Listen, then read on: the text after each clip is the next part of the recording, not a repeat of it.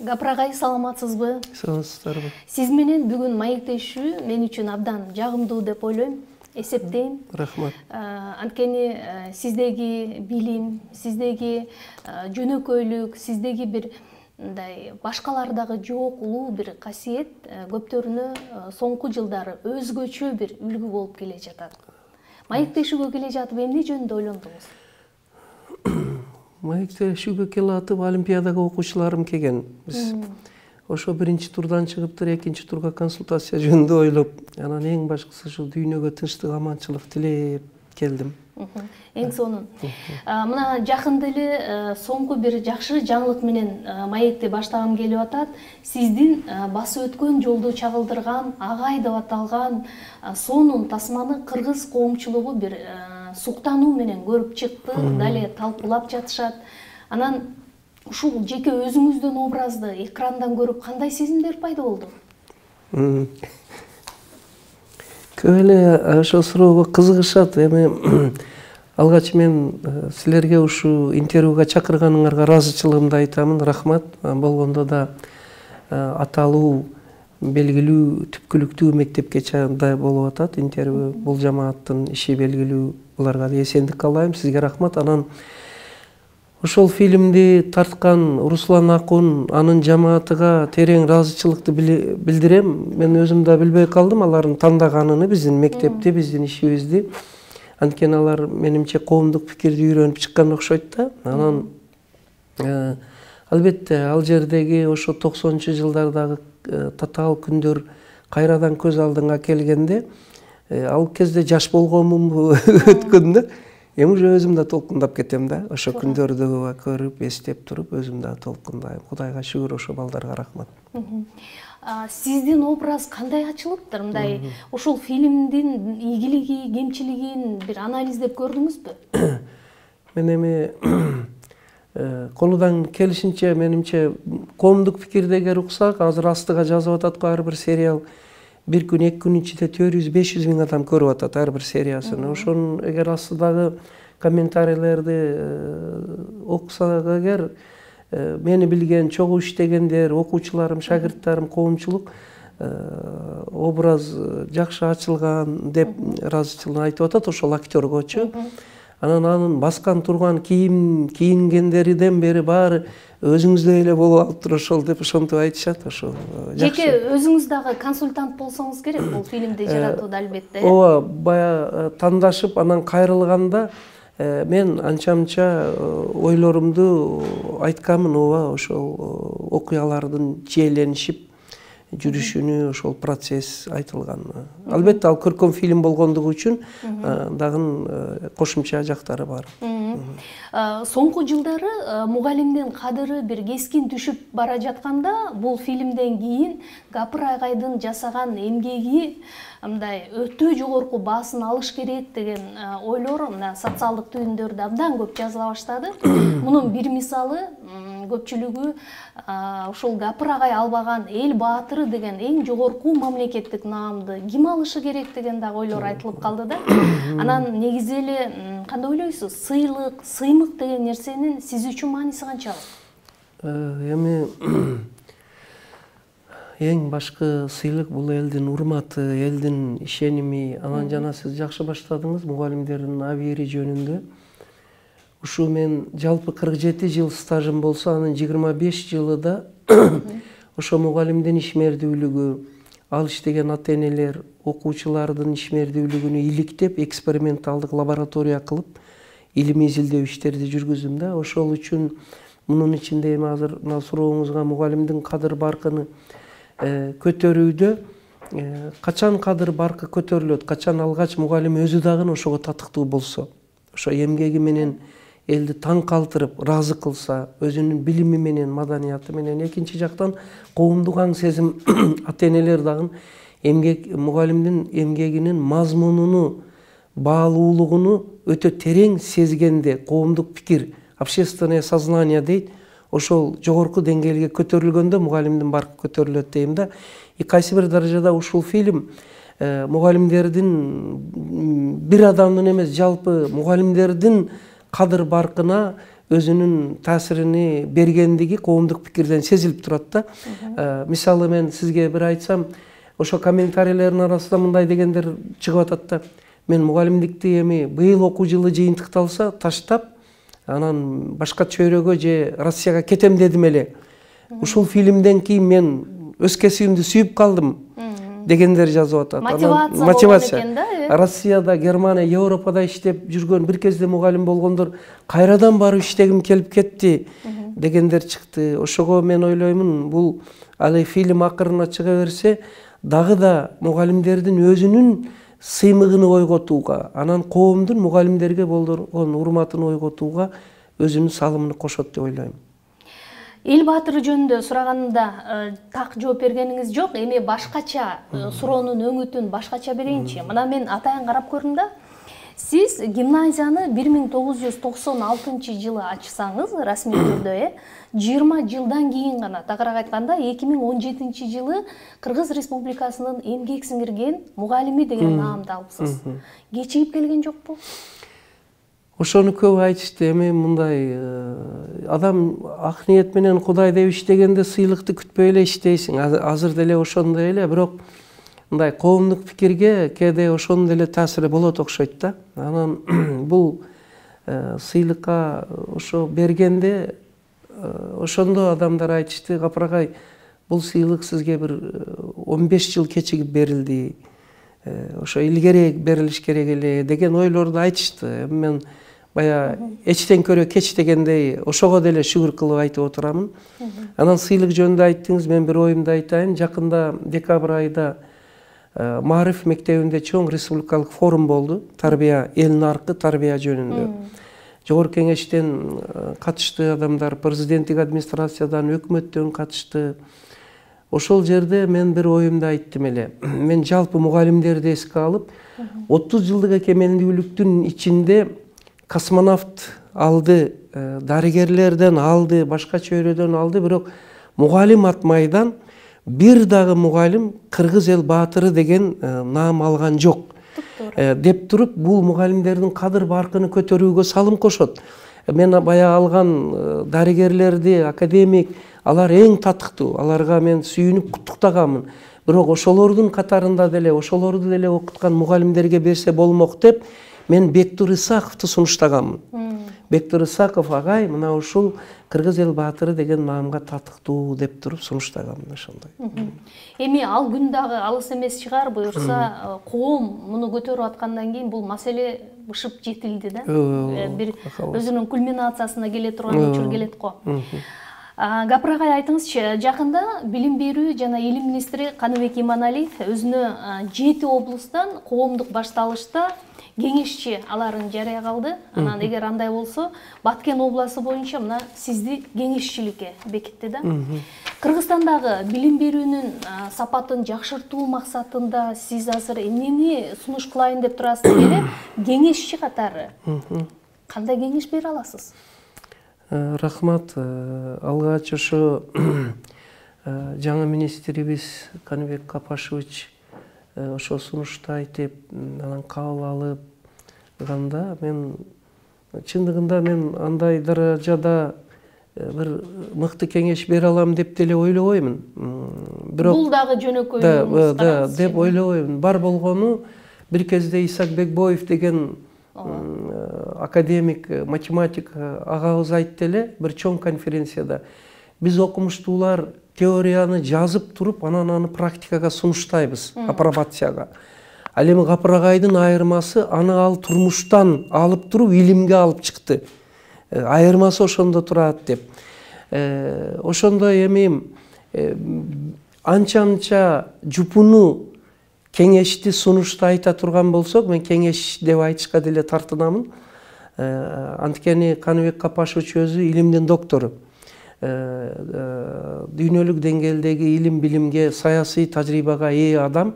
Ал эми анча сунушту айта турган болсом, башка сунуштардан бир айырмасы 47 жыл, анын ичинде 25 жыл айыл мектебинде чек арада педагогикалык казанда кайнап ошол айта турган сунушуну алгач өзү тажрыйбадан өткөрүп натыйжа алган адам катары айта турган сунуштарыбыз бар менде дейимчи. Азыр өтө көп сунуштар, методикалар, реформа боюнча сунуштар айтылып атат. Көбүнчө чет өлкөлөрдөн айтылат. Дүйнөлүк тажрыйбалар айтылат. Алар деле жакшы. Алар деле алыш керек, бирок бир айырмасы жана мен айткандай кыргыз кыртышынан, кыргыз менталитетинен, кыргыз турмушунан сынактан өткөн тажрыйбанын негизинде айта турган сунуштардын дагы өзүнүн баалуулуктары бар деп ойлойм.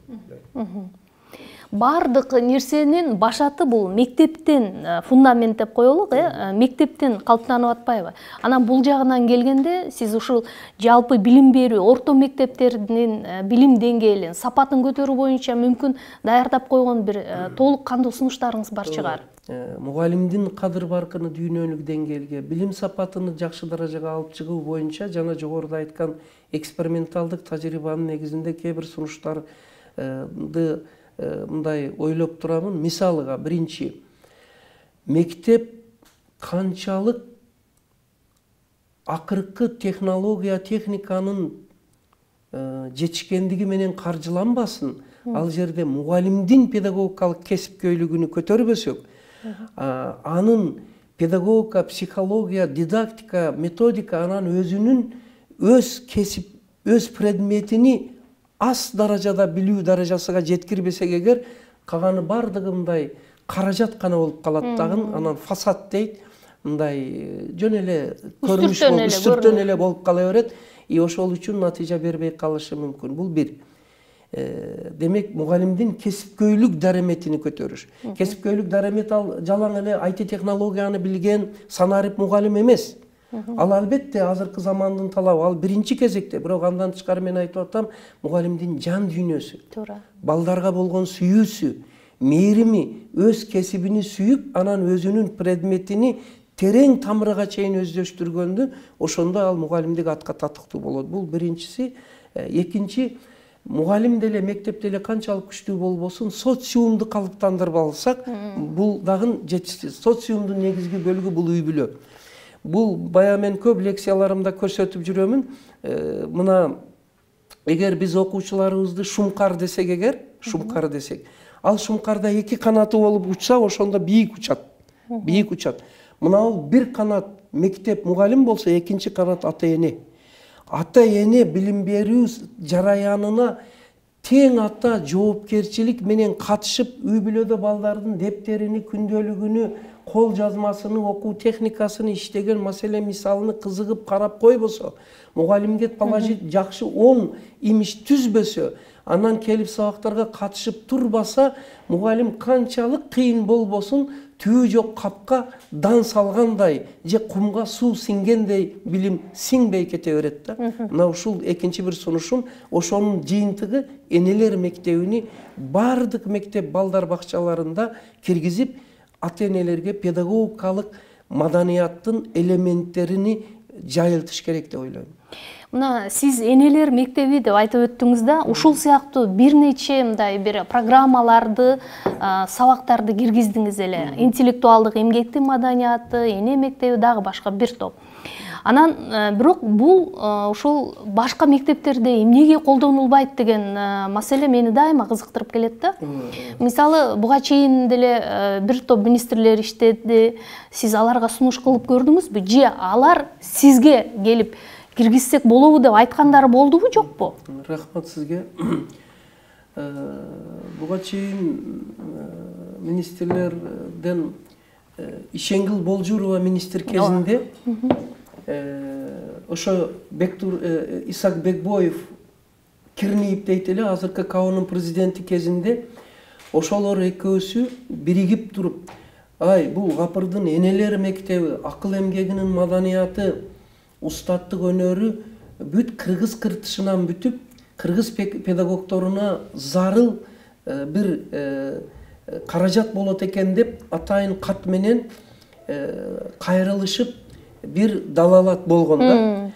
Андан кийинки жылдары чындыгында бир аз солгундап калды. Эми мен эч кайсысыны мындай көңүл бурбады, начар деп айткым келбейт. Андан Алмаз Бейшаналиевдин учурунда ушу Гапар Мадаминовдун авторлук программасы негизинде энелер мектеби ачылсын деп 2022 жылы ошо буйрук чыгарылды. Эми жана сиз айткан мектептерге эмне үчүн текши жайылбайт деген кайсы бир даражада туура, бирок азыркы күндө биздин 7 областта ушу эне мектеби АМди жайылтуу боюнча мынау төмөндөн демилге катары ыктыярчыларыбыз иштеп, азыр 7 областта тең ушу айрым мектептер, балдар бакчаларында бул иш-чара башталып жүрүп атат. Мына мисалы атап кетсем алардын атын: эмеден Жалал-Абадтан Эркингүл, Баткенден Нарбуу, Курсанай дегендер, Таластан Салтанат Бейшенова, андан кийин Ысык көлдөн Дамира, Назгүл дегендер, Чүйдөн Динара, Замира, Зарина дегендер, жалпы эле мен айтып кетсем, Оштон 7 дубанда тең ушундай бир бул демилгени колдо алып мектептерге, балдар бакчаларга жайылтып жаткан. Анан буларды өзүнүн тажрыйбасына киргизген мектептер дагы күн сайын өсүп баратат. Бирок ушул нерсе мындай массалык түрдө жайылбай аткандыгы албетте көңүлдү, өкүнүчтүү да. Анан преемственность деген орусча сөз бар эмеспи? Мисалы, адатта министр болуп келгенде жакшы иш башталат, ал кетет. Мисалы, ал саясий нукта кетеби же башка негизде кетеби, бирок анын иши калып калат да. Ушул нерсени эмнеге биз уланта албай атабыз? Же сиздин оюңуз боюнча албетте ушул чейрек кылымга жакын тажрыйбаңызда далай министрлери менен иштештиңиз да. Кимиси көңүлүңүзгө мындай жакты, толду? Мисалы, Аскар Чукутаевич Какеев менен ошо фильмде бар, лицензия алып иштеген мынабул адамдын акылман философтугу, анан кийин мүмкүн көрөгөчтүгү, көрөгөчтүгү, ошол киши ошо жардам бергендиги. Андан кийин мына Ишенгул Болжурованы айтып кеттим. Мына жакындагы эле Улан Мамбетакунов дагы өтө жакшы бир демилгелерди баштады.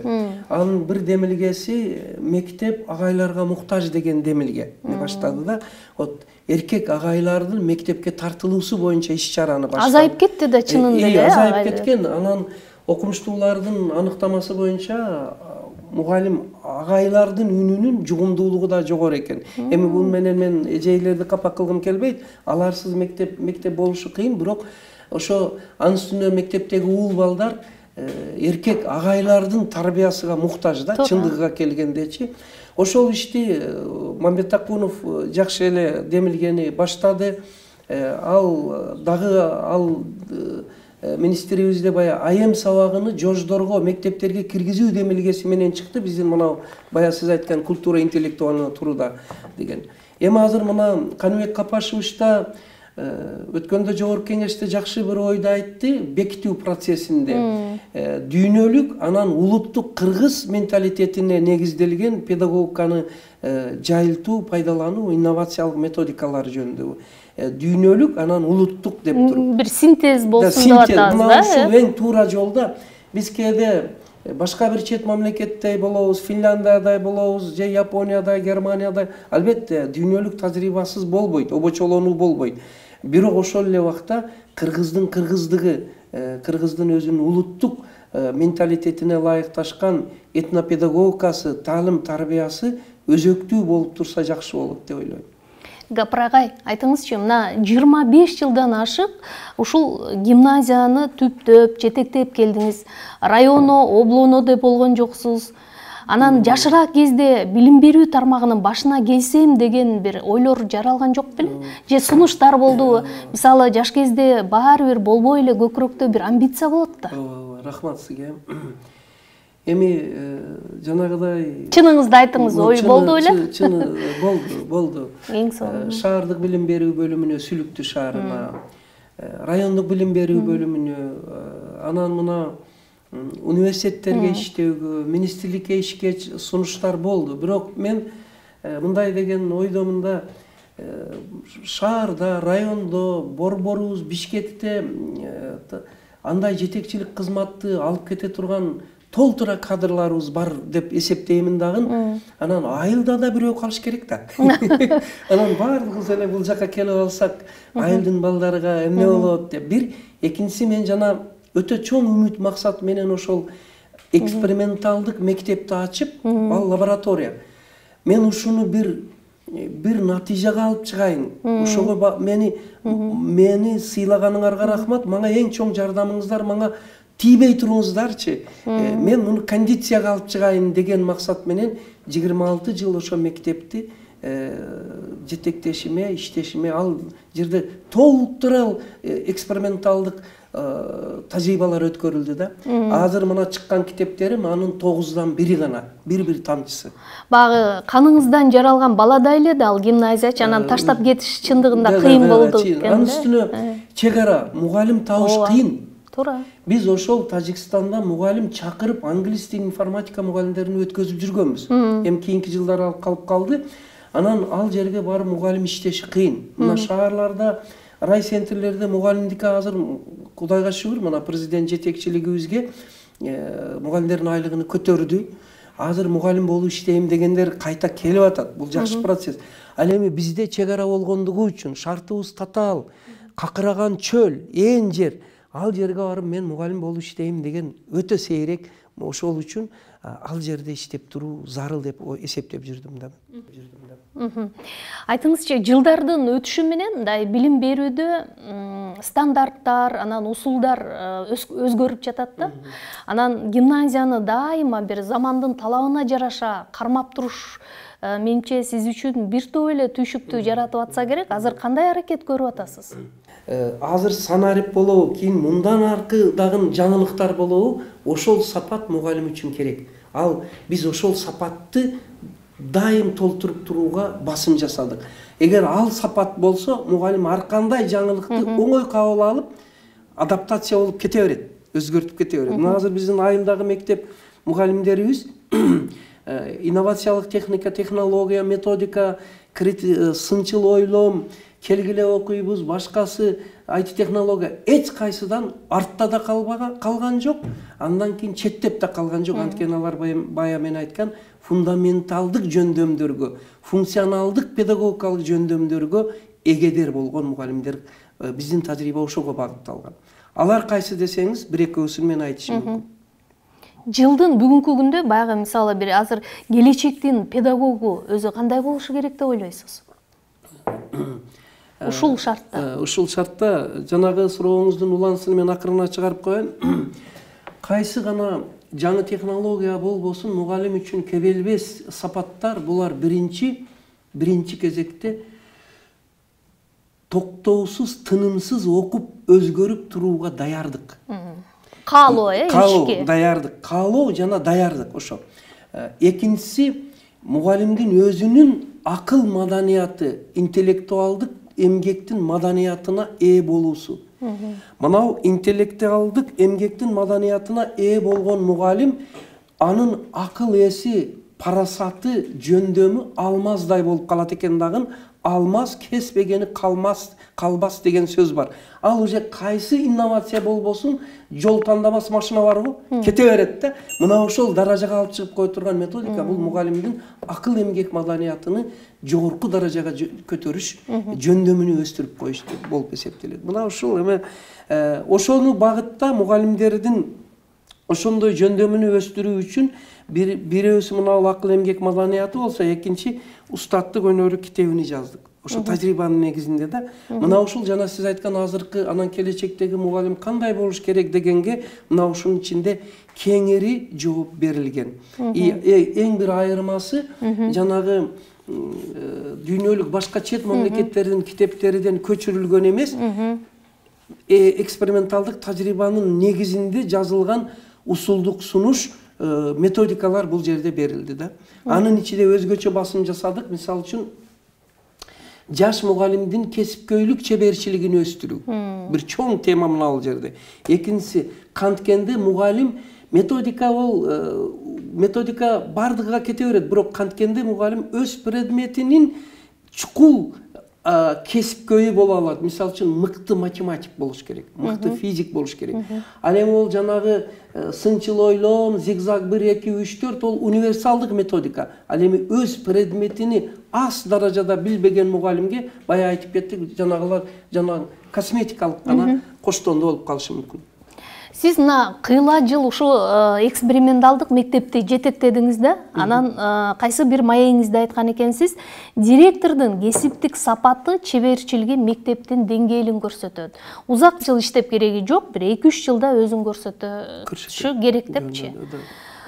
Сиздин оюңуз боюнча соңку мисалы азыр бир топ мектептерде мектеп директорлору да алмашты. Тандоолор туура болдубу? Деги эле бул бизге бүгүн керек беле, зарыл беле?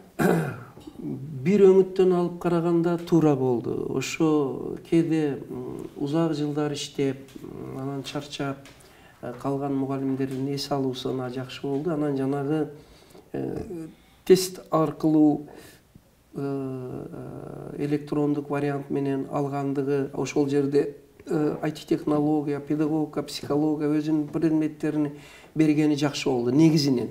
Бирок бир-эки эске алчу жагдайлар бар, аны трафарет катары албастан, аны өркүндөтүш керек, ошол жобонун өзүнү дагы. Мисалы үчүн, эч кайсы компьютер өлчөй албай турган мугалимдин, директорлук дареметин өлчөй турган бир сапаттар бар да, аны компьютер менен электрондук вариантта өлчөш кыйын.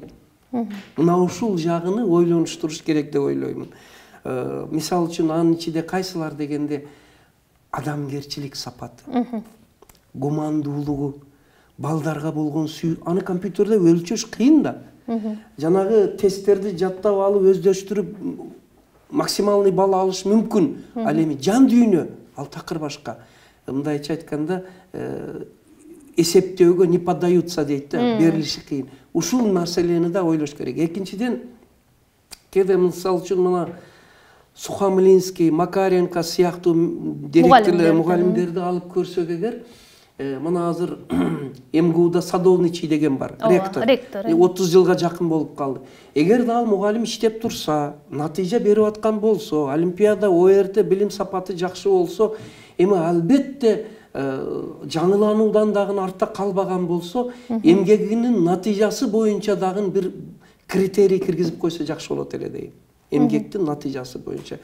Антпесе кээде эң мыкты иштеп турган мектеп жетекчилери дагы иштен четтетилип калышы мүмкүн да. Азыркы кезде балага инвестиция салыш керек деген маселе мындай көбүрөөк пикирлер айтылып атат да. Баягы көпчүлүк ата-энелер, мисалы колунда тыйыны барлар жеке менчиктерден, жеке балдар бакчасынан окутканга аракет кылып атышат да. Анан негизи сиз болсо ошо мектебиңиз аркылуу эле элетте эле окуткан балдарыңыз эң жогорку престиждүү окуу жайларга өтүп атат, чет өлкөлөрдө окуп атат. Анан негизи сиздин сырыңыз эмнеде болуп атат ошо жерге келгенде? Рахмат. Сыр деле жок. Сырыбыз ошо Кудай деп ак ниет менен иштегендигибиз. Анан эми жанагы ошол сиз айткан престиждүү окуу жайларга туура айтасыз. Мына 230 окуучу окуган мектебибизден 85 баланын медакадемияга бюджетке өткөнү бул чындыгында мындай мактаныш эмес, сыймыктана турган иш да. Эмнеге мактанганга болбосун? Мактаныш керек. Азыр деле мына бүгүнкү күндө республикалык олимпиадага ошол кичине чек арадагы мектептен 3 окуучубуз областтан 1-чи орунду алып, республикага математикадан, биологиядан, тарыхтан келип отурганы, Кудай ак жол берсин аларга, бул дагы сыймык. Анан жанагы престиждүү деген бүгүнкү күндө 75 окуучубуз Америка, Германия, Япония, Турция, Россия, Кытайдын престиждүү жогорку окуу жайларында окуп атат. Эми ошонун сыры эмнеде деп көп эле сурашат. Мен айтамын, биринчи бул энелерди эне мектеби аркылуу биз мектепке тартканыбыз. Энени окутушканыбыз. Экинчи, мына биздин эмеде мына биз мугалимдерди билим берүүгө даярдайбыз. Аябай курстар бар, семинарлар бар, тренингдер бар. Айтмакчы ушуну айтып кетейин. Кээде өтө ашыкча семинарлар көп. Мугалим качан иштейт? Семинардан семинар. Аларга өзүнчө эркиндик бериш керек деп ойлоймун да. Экинчи бир жагы, энелер мектеби бир болсо, экинчиси биз мугалимдиги билим берүүгө даярдап атабыз.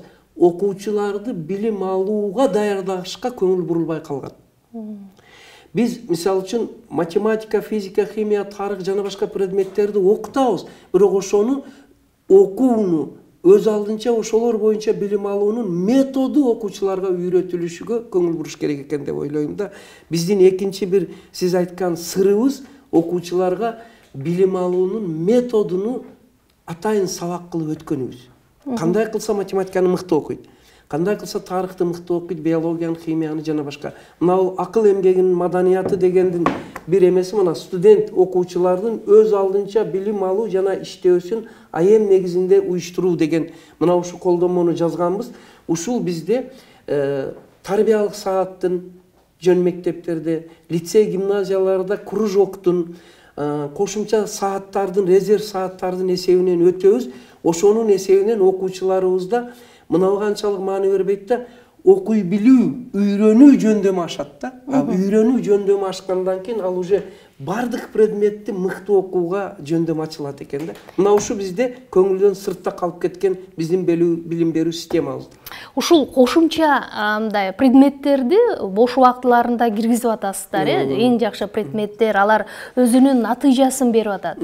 Кандай ойлойсуз? Мисалы мен өткөндө бир маалыматтарды окудум, чет өлкөлөрдө орто мектептерде айрым дисциплиналарды мындай жок экен, ал жакта окушпайт экен да. Анан сиздин оюңуз боюнча орто мектептерде кайсы предметтер керек, кайсы предметтерди киргизсе болот деген ойдосуз да, мындай алып салыш керек. Рахмат сизге. Эми мен кайсы бир предметти керек эмес дейишке айтышым татаал, бул кыйын маселе. Бирок мен сиздин сурооңуз өтө жакшы, жөнөкөйлөтүш керек. Китептери, окуу китептерини мындай окуучулар өздөштүрүүсүнө ылайыкташтырып бериш керек. Анан көбүнчө котормо китептер болуп атат. Татаал, Котормо китептер татаал болуп, анан өтө илимий тил менен жазылып калгандыгы балдарды макул, андай татаал китептер да болсун, бирок ал тереңдетилип окутулуучу мектептерде уклон дейт, багыт менен окутулуучуларда, ал эми жалпы орто мектептер үчүн бир аз түшүнүктүү, бир аз прикладной дейт, жатык тил менен берилсе жакшы болот дейм. Анан сиз кайсыны киритиш керек дегениңизге менин сунушум бар. Өтө туура бердиңиз. Мына ушул акыл эмгегинин маданияты деген сабакты, атайын сабактын эсебинен эми сааттар көбөйсө көбөйүп кетет, балдарга нагрузка болот дейбиз. Кайсы бир резервтердин эсебинен балдарды ошо үйрөнүү сабагына киргизиш, ошол акыл эмгек маданият сабагы ушул өтө жакшы натыйжа берет эле. Бул сабактын айырмасы, мисалы үчүн мынабул сабакты өздөштүргөн окуучу, бул методика физикага дагы, химияга дагы, тарыхка дагы, бардыгы универсальный методика усвоения знаний дейт да, билимдерди өздөштүрүүнүн жалпы методикасы. Мына ошол жагынан мынабул бизге мындай зарыл деп эсептейм. Мына сиз болсо педагогикада улуттук мындай кыртышты киргизиш керек деген идеяны колдоп келесиз. Өзүңүз бир топ чет өлкөлөрдө болдуңуз, билим алдыңыз дегендей да. Алардын тажрыйбасын ишиңизде, практикада колдоносузбу, жокпу? Айрым элементтерини өзүбүзгө адаптация кылып алсак болот. Бирок өзүбүздүн кыргыздын менталитетиден жаралган методикаларга кошумча параллель катары гана алып келсе жакшы болот дейм. Өздүгүбүздү жоготуп койбойлу демекчимин. Биз үйүндө 300дөн аз китеби бар үй бүлөнү рухий жакыр үй бүлө деп айтабыз деп бир лекцияңызда айттыңыз да, мага аябай жакшы таасир калтырды. Чындыгында азыр мындай коом эки катмарга бөлүнүп калды, китеп окуган катмар, анан окубаган катмар депчи. Анан ушул кенемтени кантип мындай толтурса болот деп ойлойсуз? Бир рецепт барбы? Өтө жакшы айттыңыз. Ушул багытта мына сиз бир топ эле даярданып изилдеген окшойсуз менин сөздөрүмдү, анан китептеримди. Мен өзүбүздө мындай деп жарыяладым эле да, кайсы үй бүлөдө 300дөн аз болсо, ал рухий жакыр үй бүлө деп. Бул жөнөкөй үй бүлөгө. Ал эми зиялыйлар дегенибиз, интеллигенция деген, ал 500дөн аз болбосун дегендей да. Ал китептер кайсылар дегенде дүйнөлүк энциклопедиялар, классикалык чыгармалар, монографиялар, справочниктер, сөздүк словарлар, жана башка Япознаю мир деген сериалдар өтө көп сонун. Ошолор үй бүлөдө турсун дегендей, анан кийин Манас, Семетей, Сейтек Айтматовдон баштап бардыгы. Андан дагы кызыктырайын деп дагы бир демелге айттым эле, ал билбейм сизде барбы жокпу. Кыз себине 40 китеп деген. Кыз себине 40 китеп. Мына кыргыздар тойду жакшы көрөбүз, илайым Кудай той болсун. Ошол сепке жалаң китайский товарларды бере бербестен, ошону менен биргеликте атайын сандык алып туруп 40 китептин тизмесини түзүп чыкканмын. Тапшырыш бул дагы үй бүлөнү мындай рухий маданият менен толтуруштун бир каражаты. Азыр бул процесс башталды да, башталды.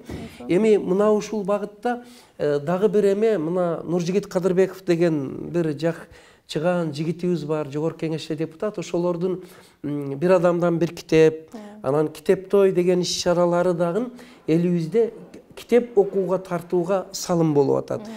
Биз болсо жанагы үй бүлөдө 300 китеп, анан кыз себине 40 китеп менен биргеликте мынауында жобосуну жазганбыз. Эң көп билген окурман конкурсу. Адабий китеп, мына эң көп билген окурман конкурсу, анан мыкты үй бүлөлүк китепкана конкурсу. Семейный библиотека. Мына биз эми акырындап барып, мына ушуга өтөлү дегендей да. Анан азыр көбүнчө мынтип айтышат да, эми азыр IT технология убагында электрондук китептер чыкканда кагаз варианттагы китептер окулбай эле калат го капырагай деп. Бул боюнча мен Англиянын тажрыйбасын мындай үйрөнүп чыктым. Бир кезде алар дагы электронный чыкты, эми кагаз варианты калды деп туруп төмөндөп кеткен экен. Көрсө электрондук варианттагы китептер, маалыматтар, интернет бул маалыматты гана байытат экен дагы, бирок ой жүгүртүүгө булар стимул бере албайт экен. Ой жүгүртүүнү өстүрүүгө кагаз вариантыдагы китептин таасири өтө чоң болот экен да. Китеп окуу процессинин өзү өтө чоң купуя сырды камтып жатат экен. Ошол үчүн буга кайрадан элибизди алып келиш керек. Бул суроону билбей кое албайм. Албетте, мектепте жетектөөдөн кетсем, эс алсам деген ойлор жаралабы? Деги эле негизи чарчайсызбы, жокпу? Рахмат. Мен быйыл ошо 25-26 жыл жетектедим, мектепти тапшырдым да, директорлугумду тапшырып, конкурс менен өтүп азыр иштеп атышат. Бирок башкы салып болуп турасыз. Бирок мен ошол ал мектеп ушу менин эксперименталдык идеяларымдын негизинде ачканмын да өзүм. Ошол үчүн илимий методикалык консультант катары ишимди улантып турамын. Анан Улан Мамбетакуновдун убагында дагы бир жакшы иш башталды эле.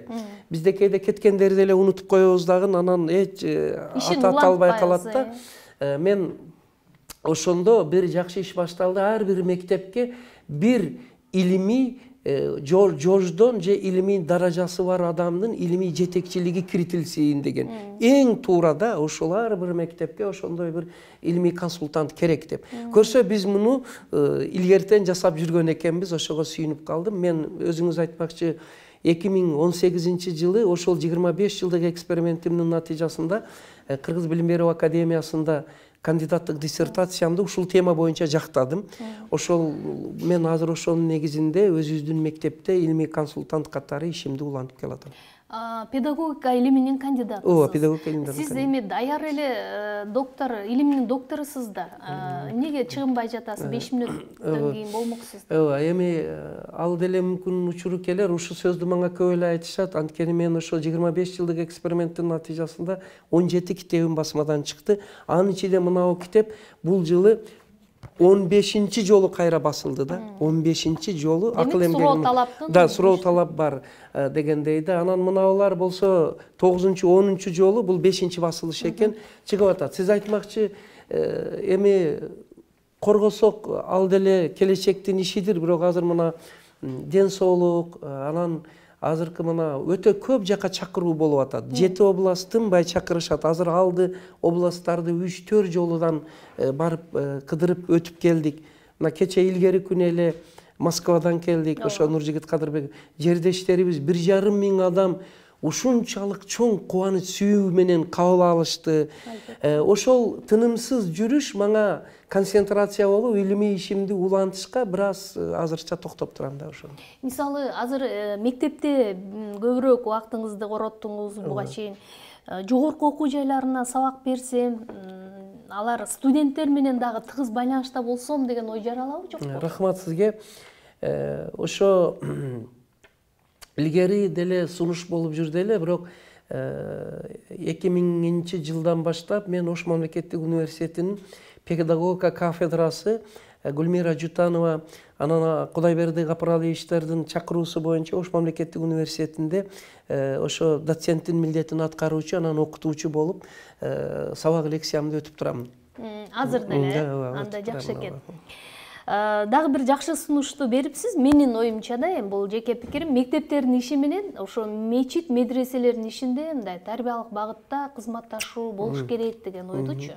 Бирок коомдо биз азыр светтик мамлекет деген түшүнүк менен жашайбыз да. Бул нерсени кантип мындай ишке ашырса болот?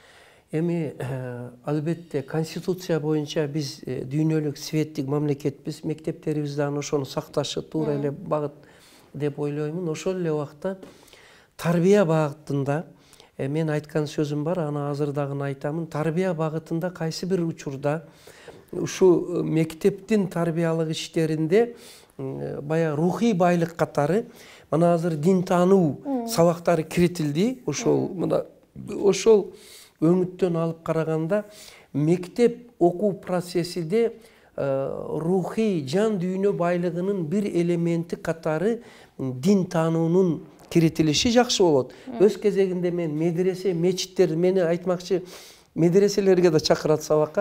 Анткени мына акыл эмгегинин маданияты ошо Кур'аны Каримди, хадистерди, араб илим тилимни үйрөнүүдө дагы пайдалана жардамы тиет экен да. Ал эми мен медресе, мечиттеги таксырларга бир сунушумду айтып атамын. Сиздер иман, ислам илимини жайылтуу менен биргеликте мечитке, медресеге келгендерге бир аз убактыңыздарды бөлүп, балдарыңарды математика, физиканы окуткула, техниканы окуткула, дүйнөлүк тилдерди окуткула, ислам дүйнөсү илим ал деген, ол бөлүп айткан эмес. Керек болсо бу физика, химиядагы ошол Кур'аны Каримдин эң чоң тафсири деп айтканымда аны туура кабыл алышып, ошо азыр кээде биз жакта ошо молдокелер мечиттерде айтып калат, Гапарга айткандай балдарыңар физиканы окусун, химияны окусун деп. Ушу кызматташууга барышыбыз керек да. Бая Чыңгыз Айтматовдун убагында бир чоң көз караш башталган эле диалог культуры деген.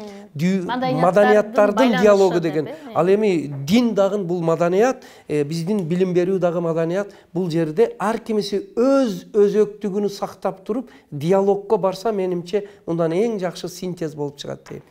Адамгерчиликтин үлгүсүн көрсөткөн балдарга мындай өзгөчө бир сый урмат кылып, аларга мотивация бере тургандыгыңызды дагы уккан жайым бар да. Бул бала үчүн ушунчалык маанилүүбү? Бул ушунчалык эмес, өтө маанилүү. Ошол өңүттөн алып караганда мен айттым го, жана 25 жылдын ичинде өтө көп эксперименталдык сыноодон өткөрдүк. Анын азыр чети гана айтылып атат да. Ошондой анчалык айтылбаган дагы бир сабагыбыз инсан таануу деген сабак. Инсан таануу сабагыбыздын максаты азыр техниканы, IT технологияны, химия, физика бардык сабакты эң жакшы билиш мүмкүн, бирок аалым болуш оңой, адам болуш кыйын дегендей, азыр эң сонун азыркы замандын адиси, бирок адамгерчилик жагыдан мындай роботтун коштонусундай болуп калган адамдардан Кудай сактасын деп. Ошол үчүн биз инсан таануу сабагыбызда адамгерчилик, иман, инсап, мээримдүүлүк, кайрымдуулук, анан элпектик сыяктуу сапаттарды окутабыз. Ошого үлгү болгон адамдардын тарыхтан, мына дүйнөлүк тарыхтан алып чыгып окутуп атабыз.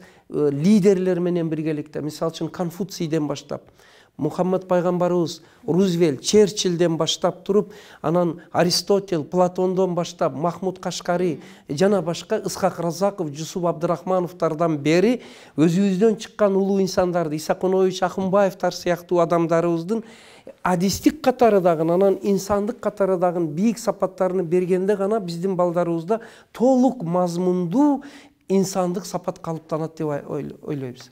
Гапар агай, айтыңызчы, кээде мыкты педагогдун өз балдарына таалим, тарбия берүүсү дагы кыйын деп айткандарын угуп калам да, өздөрүнөнчү кыйын болду деп. Анан бирок мен байкаганым, сиздин балдарыңызга берген таалим, тарбия абдан мыкты болгон экен. Сөз менен эмес, жүрүм турум менен баягы таалим, тарбия бердиңизби, же сиздин мындай бир усулуңуз эмнеде болду? Гапырагай балдарына кандай тарбия берди экен деп кызыккандарга кайсы рецептти сунуш кыласыз? Кудай көптүн катарында элибизге тынч аманчылык берсин, окуучу балдарыбызга өмүр берсин. Мен ошо туура эле айттыңыз, жанагы балдарыбыз кээде күлүп калат эле, атабызды кээде эле көрөбүз дем алыш күндөрү депчи, таңгама алып кетип, анан түндө саат 11-12-де келип, бирок ошол эле убакта апасы менен биргеликте сүйлөшүп, тарбия бериш үчүн жалаң эле алдыда олтуруш мүмкүн зарылдыр, бирок ошол эле убакта ата эненин жашоо образы, анын жан дүйнөсү, жасап жаткан иштеринин өзү эле кыйыр түрдө тарбия берүүсү мүмкүн окшойт дейм. Анан үйдө эң башкысы мындай тазалыкка, адилеттүүлүккө, адамгерчиликке, эмгекке негизделген климат түзүлсө, бая өзү, ошо климат өзү тарбиялайт окшойт деп ойлойм. Мен өтө өзгөчө бир алар менен тарбия берип отурдум деп айта албаймын, бирок Кудайга шүгүр ошол климат бар үчүн өтө жупуну жашадык. Мен кээде ошол фильмдеги туура эле балдарымыз сникерс жегениге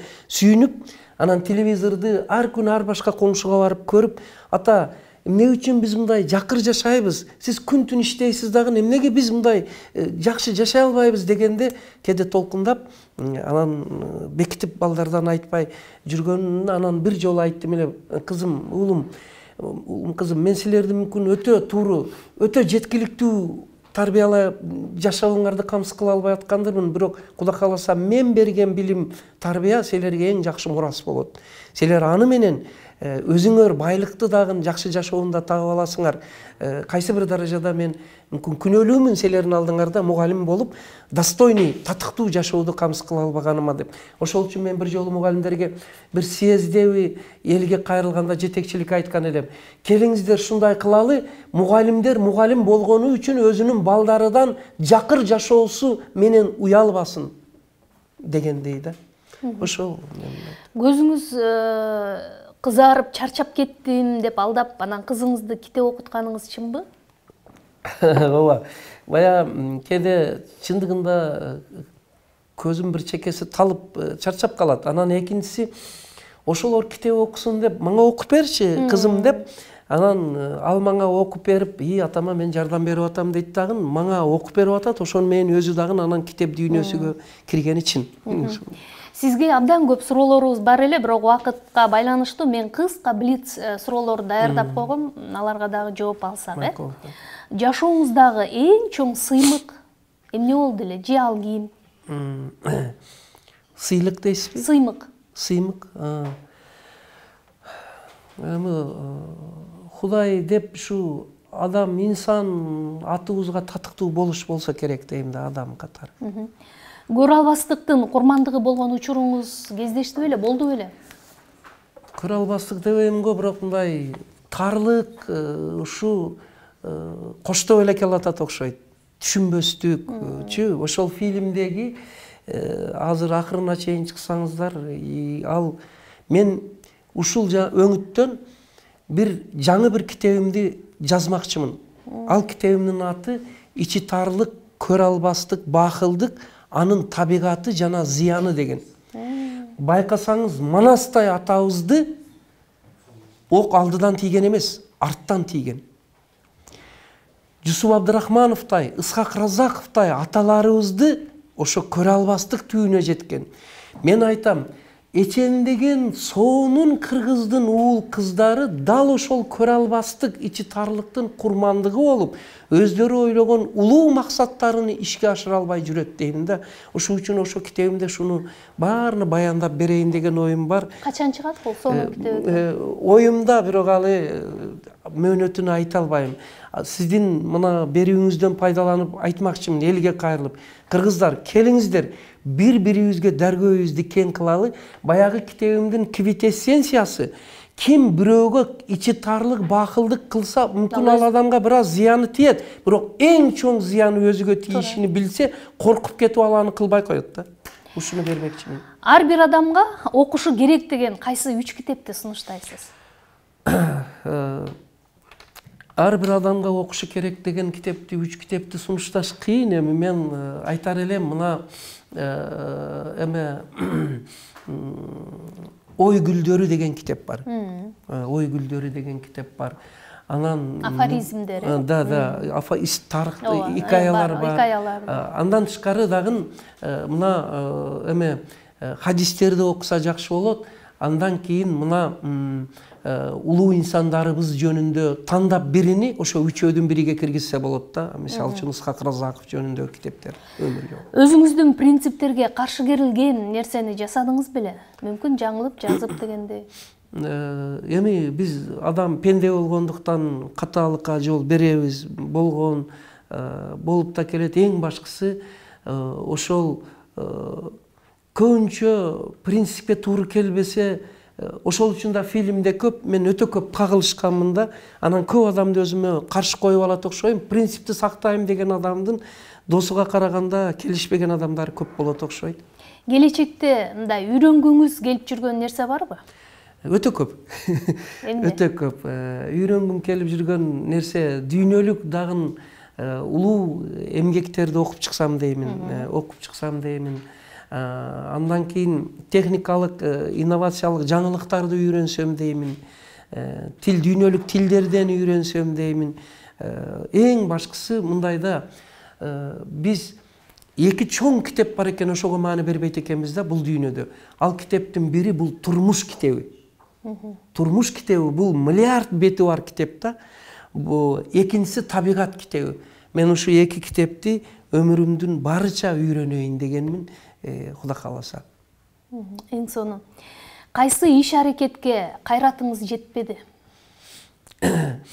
Эми кайсы иш аракет өтө күчтүү суроо. Жетсе ошо жакшы болот эле дегеним, ушу эне мектеби АЭМди жана сиз айткандай Кыргызстанга текши жайылсак, инсан танууну жайылсак жакшы болот эле. Акырына башталды, бирок акырынача жетти деп айта албайм. Ушул ойлонтурат. Өлкөнүн президентинин эгер жолугушуу болсо, эмнени сурайт элеңиз же эмне өтүнүч келтирмек элеңиз? Өлкөбүздүн президентине жолуксам, бир-эки жолу жолуктум. Мен филармониядагы жолукканда мынтип айттым, ошону дагы кайталап айткым келет. Кыргызстанда бир кумтөр бар экен. Ал кумтөр мына бар болсун, алтындын кени.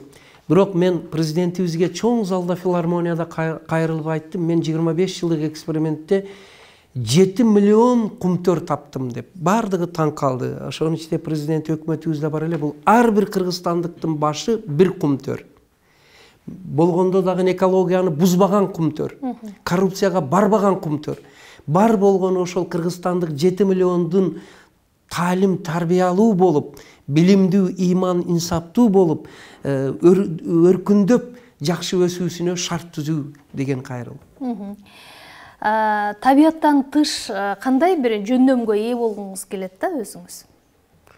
Ошо адамдардын жүрөгүдөгү баягы ичи тарлык, көрө албастыкты жок кылып жүгөрө турган жөндөмгө ээ болгум келет. Адамдардын ак ниет, мындай жайдары болуп, күлүп бири-бирине тиктеп, анан бири-биринин жакшылыгына о деп сүйүнө турган сапатындай ушуну киргизип койгум келет.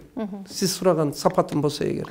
Өзүңүз да айтып өттүңүз, чындыгында баягы улуу инсандардын өмүр жолуна, баскан изине көбүрөөк кызыгып, автобиографиялык чыгармаларын окуп, анан аны дагы ошол гимназияда балдарга окутуп келе жатпайсызбы? Өзүңүздү кайсы атактуу инсан менен салыштырып келесиз да, мындай сиздин басып өткөн жолуңуз бар деп ойлоносузбу? Мен ушул болсом деп. Андай адамдар көп эле да, көп эле ошо баягы атын атаган инсандардын баарына ошондой ал даражага өзүмдү теңебесем дагы, ошолордун 1000-ден 1 үлүш эмгегини биз да жасап кетсек деген ойда. Китеп окуп же кино көрүп атканда ыйлайсызбы, жокпу? Көп ошондой болот. Ошо таасир кылат. Ал эмес жөн эле бир адамдын аруузат инсандык сапатыны, бирөөгө кылган жакшылыгыны, жакшы сөзүнү, мамилесини көрсөм деле толкундайм. Адамдарда ушу сапат бар экен, Кудайга шүгүр, көп болсо экен депчи. Ошо кээде ошондой болуп калам. Туура. Телефондо, интернетте көпкө отурасызбы? Социалдык түйүнгө кандай мамилеңиз? Ушу телефондо олтурганда мен жанагы өзүмдүн багытымдагы иштерди жүргүзүү үчүн отурам да. Анан мына телефонду баардыгы сындайт, тилдейт, мен аны кайта, мына мисалы үчүн биздин мектепте тыюу салынган жок да. Тыюу салынган жок. Вообще тыюу салынган нерсе таттуу болот деген сөз бар, орусчачы. Анын ордуна аны пайдалануунун методдору жөнүндө айтып койсо жакшы болот. Анын ичинде канча сонун маалыматтар, илимий, методикалык, дүйнөлүк жаңылыктар бар. Бар болгону чеги менен пайдалана билүү. Анын ичине сүңгүп кирип кетпестен, бая мен айткан турмуш китебини, табигат китебини, анан кагаз жазылган китептерди окуп, эң чоңу мен кече Москвадан келатып жолдо жанымдагыларга айттым.